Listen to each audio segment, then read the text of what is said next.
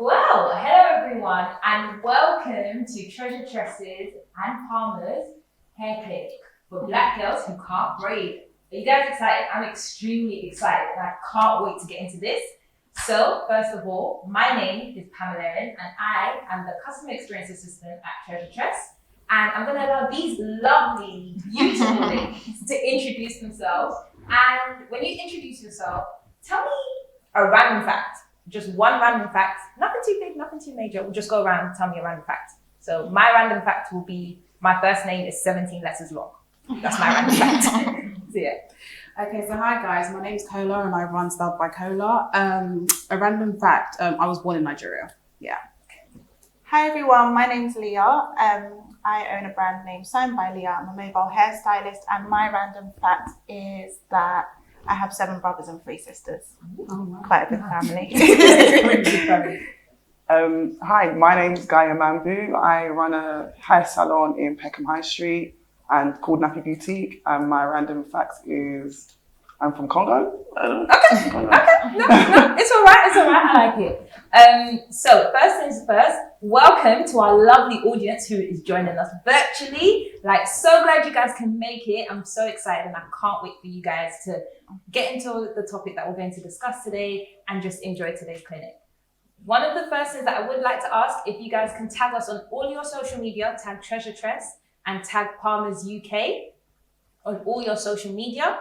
Also, if you can just record on your stories, record in Zoom, also let us know in the chat how you guys are finding it. Those of you who've received your goodie bags, also tag that on social media. So, as we're going to get into it, guys, I've got a question.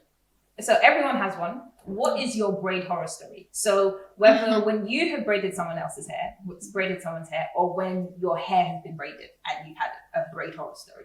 So let's just, Leah, what about you? I think one time it was my birthday and I was going to get my hair braided by somebody that I was really excited, obviously, having my hair done for my birthday. And I think on the day, and obviously probably the biggest horror story because you obviously need your hair done for your birthday. On the day, she said that she couldn't do it. Yeah, she couldn't do it. Yeah. On the day? And it wasn't like, the excuse wasn't even that like she was unwell or anything. If it was something like that, then I could probably be like, okay, but the excuse wasn't great. So I was just kind of like, wow, you really didn't go ahead with doing my hair. But yeah, I figured it out in the end. Someone else done it and they did a good job. So it worked out. Sis just said no. She's not coming. I just want to double check. Yeah. I know. No. It's not the On your best birthday? experience. On my birthday, yeah. It was like a few days before my birthday, but I needed my hair done, basically. I think one would be with a client, and this is when I originally started, was kind of just testing out things. I accidentally cut their hair. Accidentally cut their hair. But it was okay. They were very patient with me. But yeah, I'd say that was my worst experience. I haven't done that again moving forward, but yeah, I think outside of that I haven't. Yeah. So you cut her hair? Yeah. Oh my God. I accidentally cut her hair. It was just a few strands.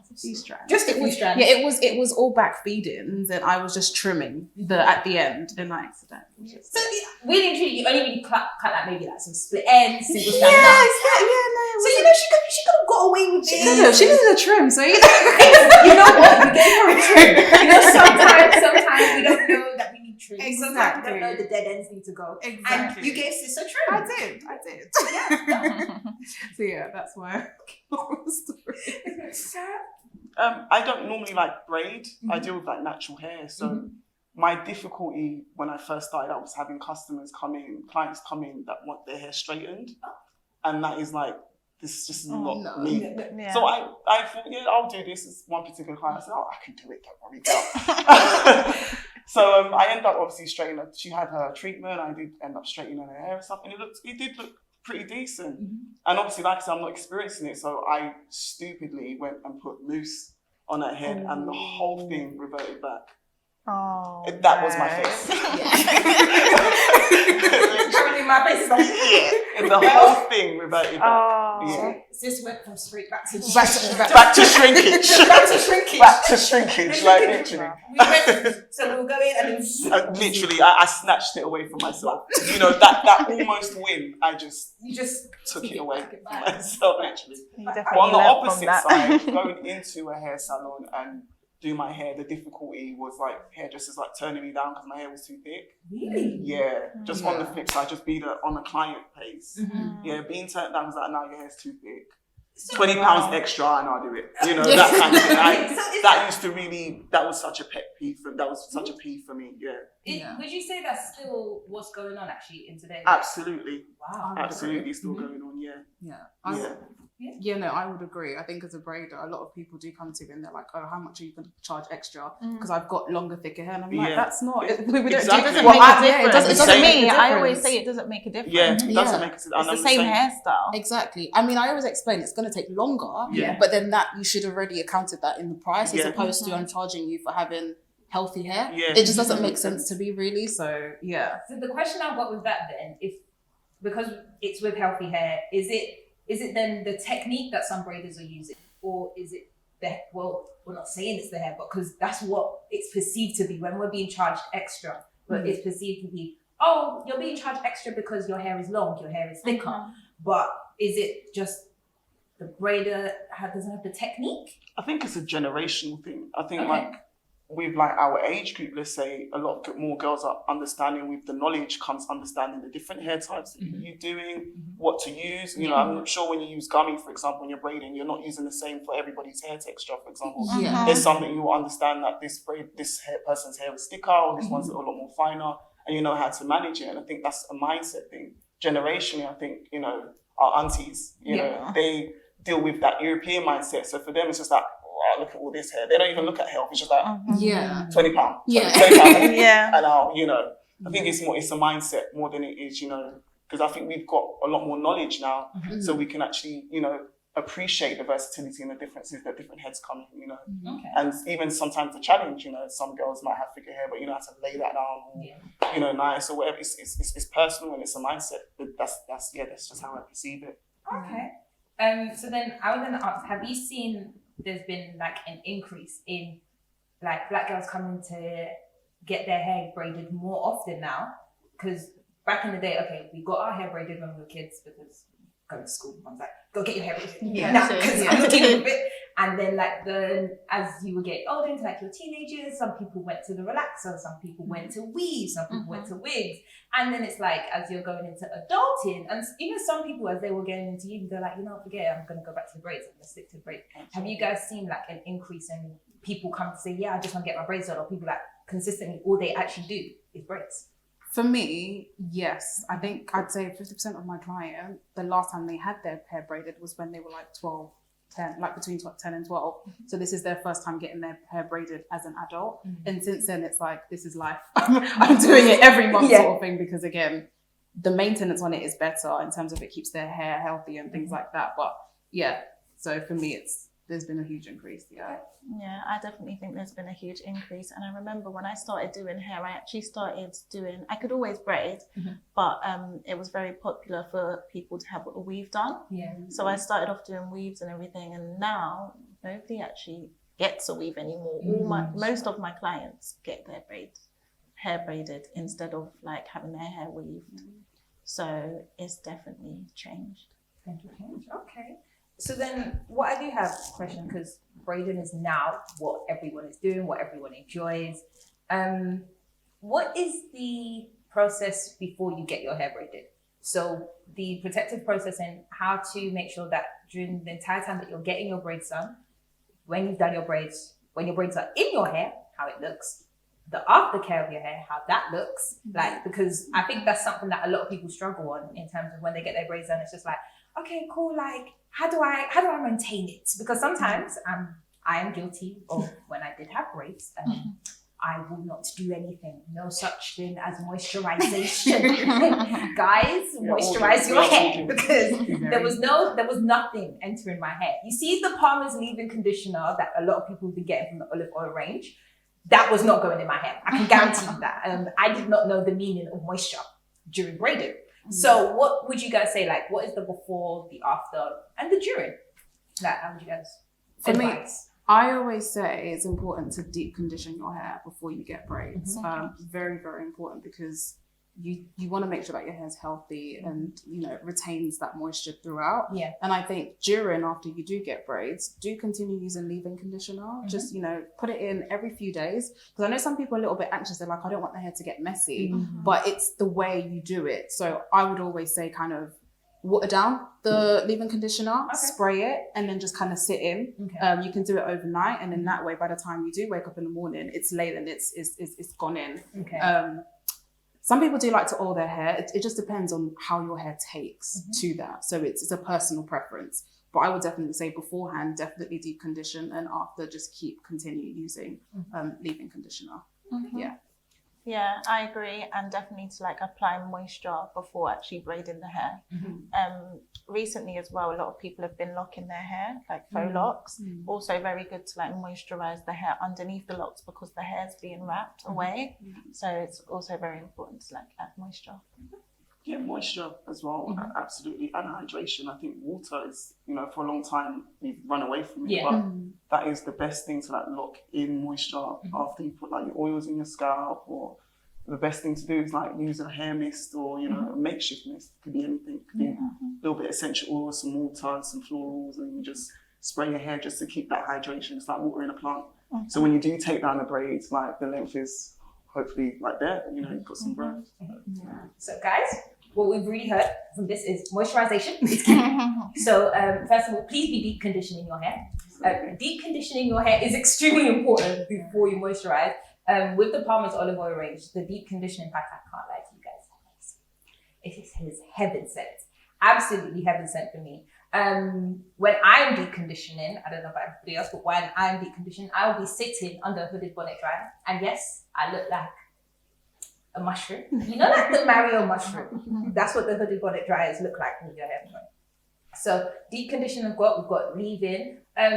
With the spraying of the oil, just a quick question, because what a lot of people would do they would spray their leave-in conditioner, then spray the oil. And then again, it's heavy, you've got product build up, and then it's like you're also using like the edge control, and it's just, there's a whole lot of products just everywhere in your hair. What do you do with that? I feel like it's okay to wash your hair when you have braids in. People think that they can't because, again, like you said, that it might mess up the hairstyle.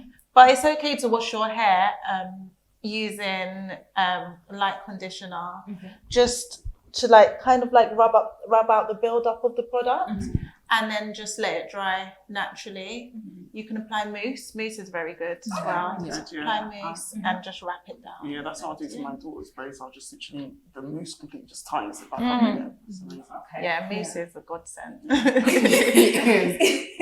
And with the takedown process of your hair, how would the takedown process go? What would you guys suggest? Because that's, I think, what a lot of people do. My horror story would be I cut my braids when I was taking out my hair. Never again, guys. Never again. So yeah. Okay. I think it's okay to obviously cut the braids down if they're really long. If they're significantly long past your natural hair, and you kind of know where your natural hair is, then you can cut them, but obviously just be careful. Okay. But it does make it easier when you cut them a little bit. Okay. I mean, I would suggest kind of misting your hair a little bit with a little bit of water, just to kind of, because obviously your hair might feel dry at the takeout. For me, I would cut my hair like here, because I know where my length is, and take it out one by one, and then mist it again. And I think just comb it not each, but just section it. And that just makes it easier, and you don't experience as much breakage as you would if you just go straight into the shower and wash your hair. Cool. So these conversations are still going to continue, guys.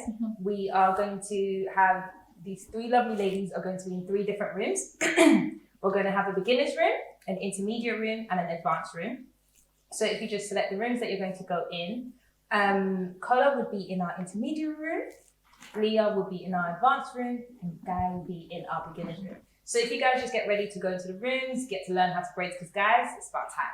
It's about time. This is a safe space for everyone, so don't worry, just come and enjoy and learn. So we're going to see you guys in the rooms, so just bear with us shortly.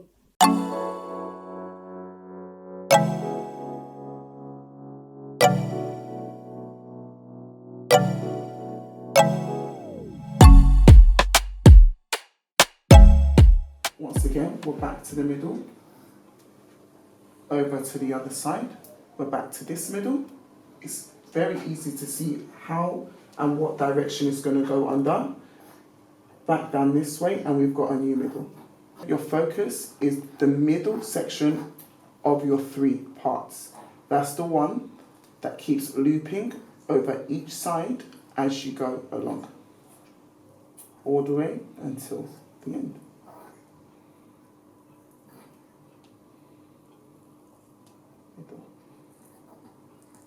So your issue at the moment is just your grip. Is that what you're trying to tell me? Is how you grip the hair, all the hairs, to keep overlapping, right?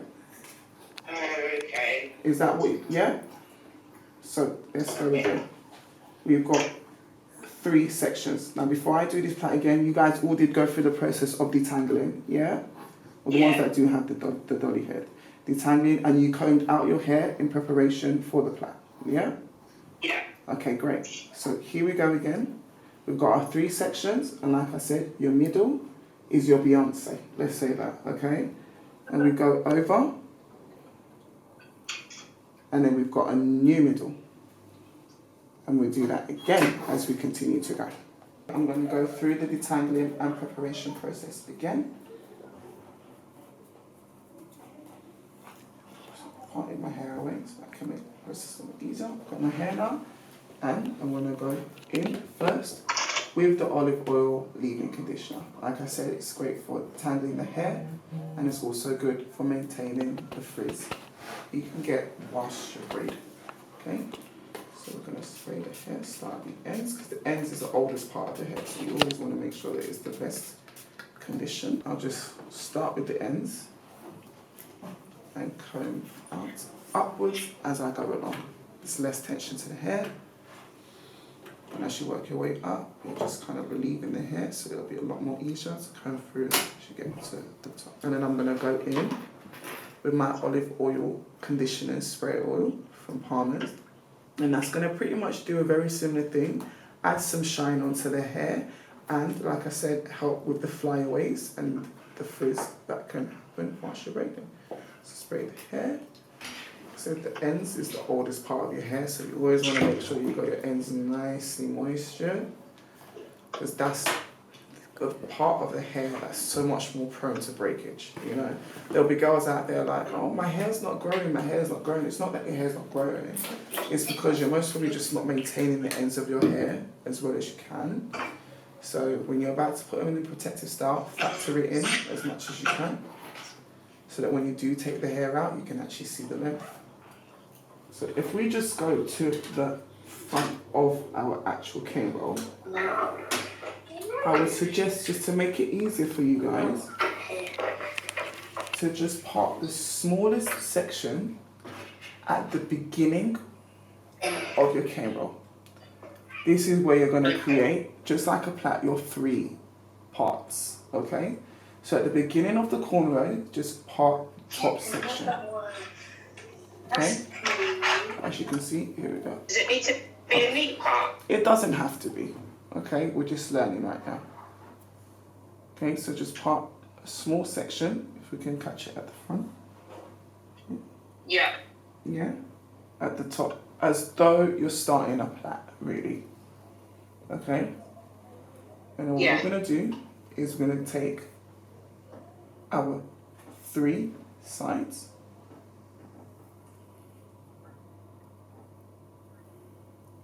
our 3 sections. What do you guys see? 1, 2, and 3. As though it's a plait, okay? A cane roll is just a plait, but on the scalp. That's literally it. So my middle section I'm holding up, and I'm going to grab from my right side, my left side, to begin my plait. From right side to left side, grab, and then that's when you go back and collect your middle section and go under as if to begin your plait. Now it's in the way that you grip onto the hair from your scalp. Now, depending on the width of the braid, like this is sort of like a medium size, so you can do it the same. Whereas if you were doing a smaller braid, you would start off a little bit big and then get smaller towards the back of the head. So do it how you feel comfortable to braid. All right, so 3 parts, yeah? I'm doing exactly how you're telling me and let my hands feel uncomfortable. So 3 parts, yeah? Okay, 3 parts. 1, 2, 3. Yeah, so the left one goes behind the middle, then the right goes again behind the middle. And then at this point, with the stitch braiding, you can use a comb to help you. How do you keep the braids the same size? Right, so that is a good question. That is a question. Because for me, I just kind of eyeball it. You could use the comb, depending on if you're doing medium size or small. You could use the comb and kind of measure it out. Yeah, and then that way you'll always know. For instance, it gets. Do you see what I mean? It seems long, but I feel like that would be the easiest way. So match the comb to the width of the braid, and then kind of count the strands. The pick. Yeah. The tintins. So for me, I counted 12. Yeah. Okay. So then you would hold that bit and then move it on to the next section, which I've already parted, and you can tell that it's almost perfect, and then you can just adjust. Again, we're going to section the front.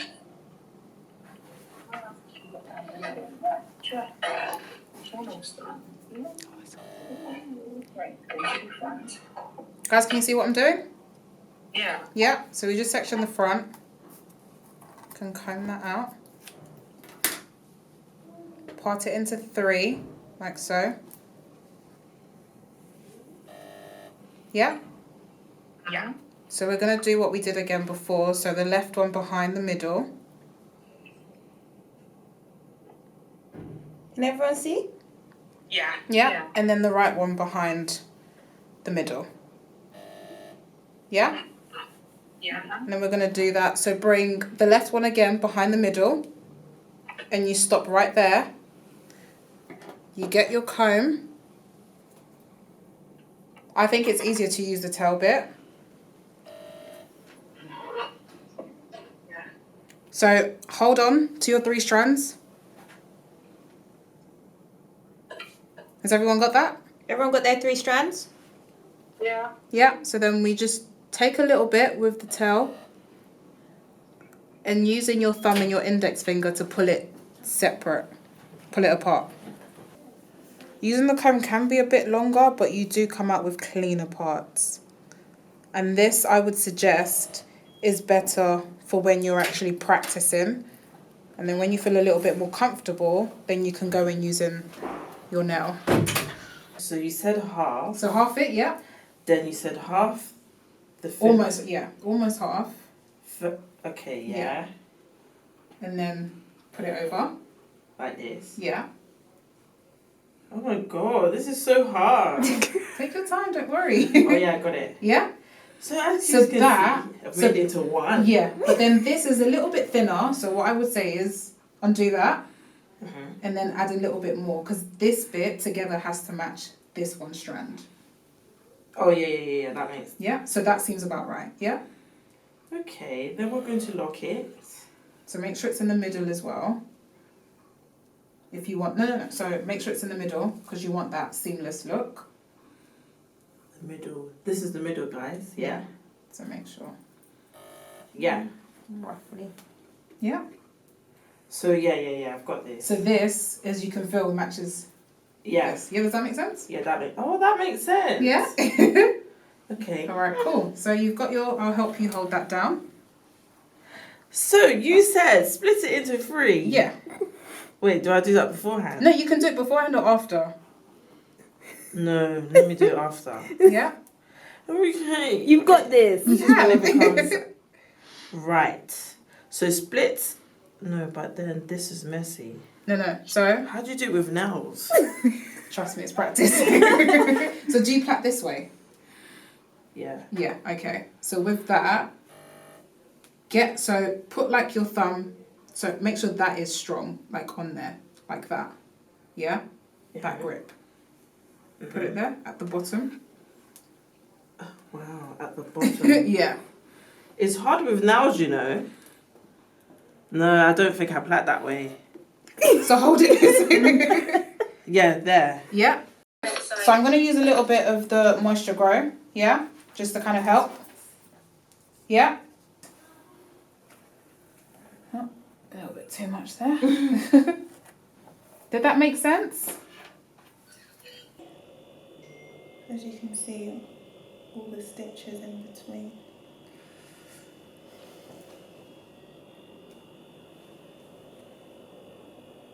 Is anybody actually trying this at home? And if you are, how are you finding it?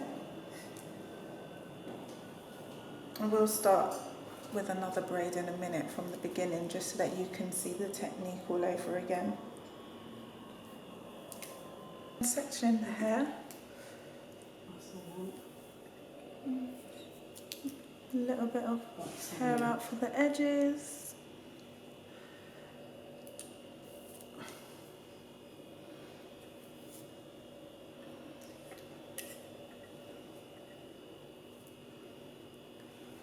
A little bit of edge control. Separate the partings.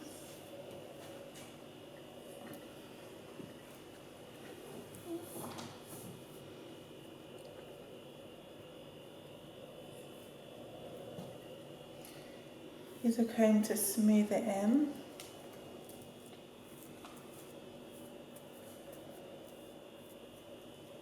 You can use your finger as well, just to make it an extra bit more smooth.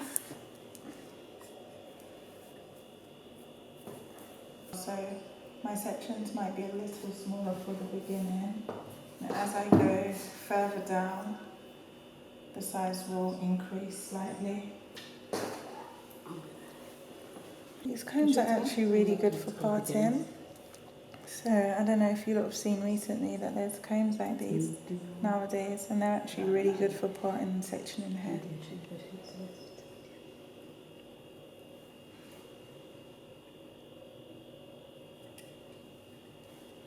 Small section from the front.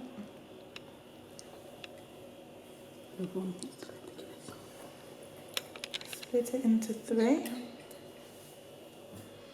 And again, start braiding without the extension hair at first, so it's not too bulky at the front.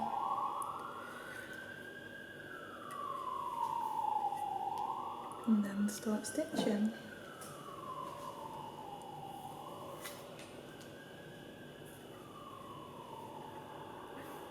What we can do. In a moment, I will start using small pieces of extension hair.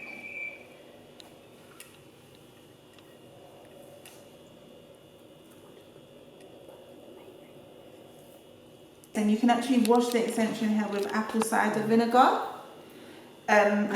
You dilute it with a bit of water and then this apple cider vinegar, and then you rinse the hair out. And when you do rinse the hair out, you'll see that it leaves residue.